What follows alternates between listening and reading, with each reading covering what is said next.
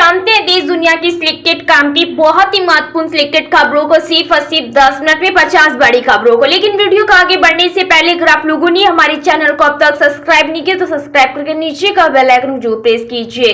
प्रधानमंत्री नरेंद्र मोदी आज महाराष्ट्र के पालघर में लगभग 76 करोड़ रुपए की वाधवान बंदरगाह परियोजनाओं की आधारशिला रखेंगे। इसके साथ मुंबई में ग्लोबल फिनटेक फेस्ट 2024 को भी संबोधित करेंगे। नीतीश और मोदी के नाम पर नहीं, जात पात और धर्म के नाम पर नहीं और न ही किसी नेता के बेटा को वोट देना है। एक बार वोट अपने बच्चों के लिए देना है, नहीं तो सिर्फ नर्क ही भोगते रहना है। यह बातें जन स्वराज के संस्थापक और चुनावी रणनीतिकार प्रशांत किशोर ने सुपौल के संदर्भ प्रखंड अंतर्गत वीना मैदान में आयोजित सभा के दौरान कही। प्रशांत किशोर ने कहा कि उन नेताओं को या उनके बेटों को वोट नहीं देना है जिन्होंने आपे के बच्चों का सौदा किया है। उन्होंने कहा कि गरीब बच्चों की पढ़ाई के नाम पर 50,000 करोड़ का लूट हो रहा है, लेकिन 50 बच्चे भी ढंग से नहीं पढ़ पा रहे हैं। हमारे बच्चों को अशिक्षा और बेरोजगारी के दलदल में धकेला जा रहा है ताकि नेताओं का वोट बैंक सुरक्षित रहे, लेकिन इससे बार जनता राज्य के लिए वोट होगा और व्यवस्था भी जनता ही बदलेगी। गुजरात में इन दिनों भारी बारिश की वजह से तबाही जैसे हालात हो गए हैं। प्रदेश के कई जिलों में भारी बारिश की वजह से संभावित तूफान का अनुमान लगाया गया है। पूरे गुजरात में इस समय हर तरफ पानी ही पानी हो रहा है।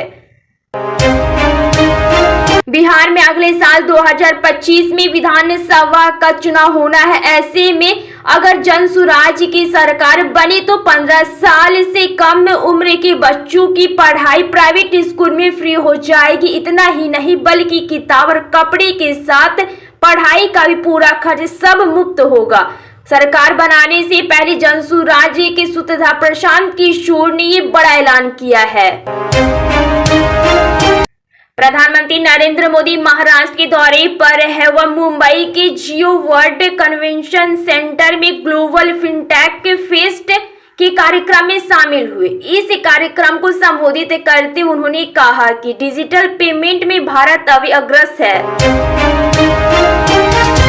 सुप्रीम कोर्ट की फटकार के बाद तेलंगाना के मुख्यमंत्री रेवंत रेड्डी बैक फुट पर आ गए। उन्होंने शुक्रवार को बयान जारी कर सुप्रीम कोर्ट से बिना शर्त माफी मांगी है। रेड्डी ने कहा कि भारतीय न्यायपालिका के प्रति मेरा सर्वोच्च सम्मान और पूर्ण विश्वास है। हरियाणा विधानसभा चुनाव 2024 की घोषणा होने के 5 दिन बाद खबर आई है कि चुनाव आयोग ने हरियाणा में चल रही सरकारी भर्ती प्रक्रिया पर रोक लगा दी है। चुनाव आयोग का यह फैसला कांग्रेस की भर्ती रोको गैंग की कोशिश का नतीजा था। विमोचन समारोह में भाग लिया। इस दौरान उन्होंने पाकिस्तान, बांग्लादेश और मालदीव से जुड़े मुद्दे पर बातें की। उन्होंने कहा कि पड़ोसी हमेशा एक पहेली होते हैं।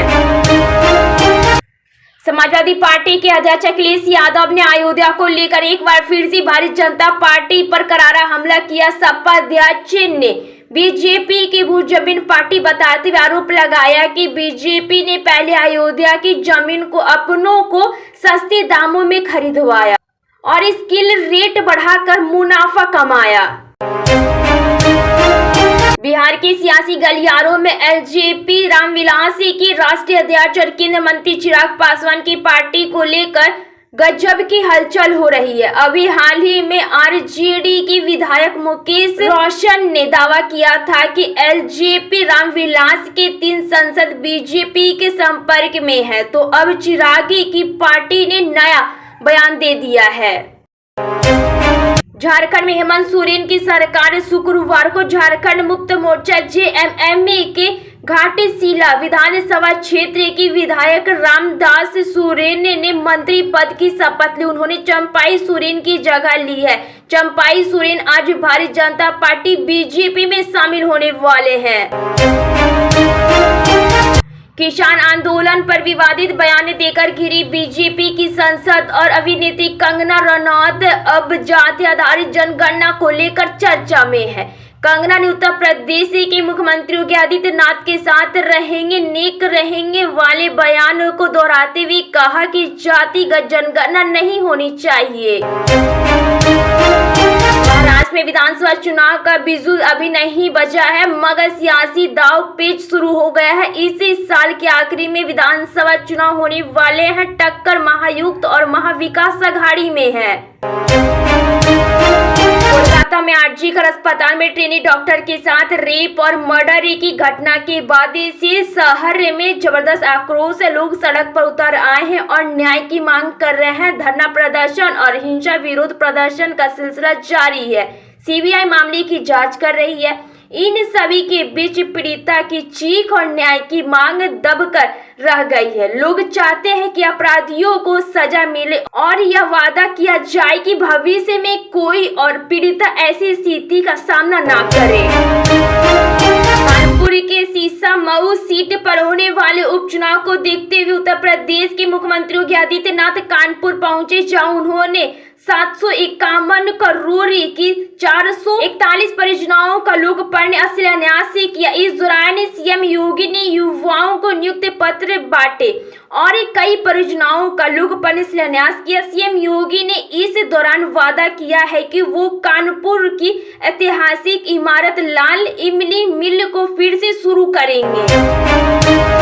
सुप्रीमो मायावती ने कांग्रेस की प्रस्तावित भारत जोड़ो यात्रा पर निशाना साधते हुए इसे गरीबी से जूझ रहे लोगों का मजाक बताया और कहा कि खेलों का राजनीतिकरण हानिकारक है।